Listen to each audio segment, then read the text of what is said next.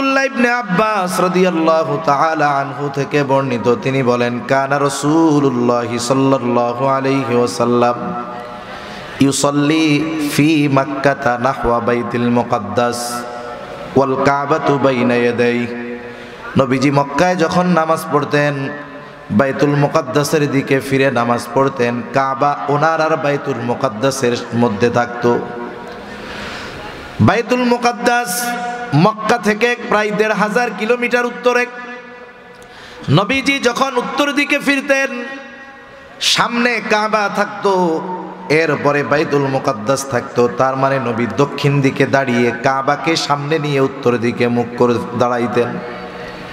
বাদামা হাজারা ইলাল মাদিনাতি ১৬ শাহরা, নবীজি যখন মক্কা থেকে মদিনায় হিজরত করলেন, ১৬ থেকে ১৬ মাস নবীজি বাইতুল মুকাদ্দাসের দিকে ফিরে নামাজ পড়ছেন।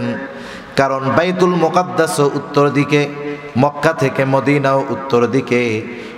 নবীজি মক্কায় থেকে যখন বাইতুল মুকাদ্দাসের দিকে ফিরতেন, কাবাকে সামনে রাখতে পারতেন, কিন্তু মদিনা থেকে যখন বাইতুল মুকাদ্দাসের দিকে ফিরে নামাজ পড়লেন, ওই সময় কাবা সামনে নয় বরং পেছনে পড়ে গেল।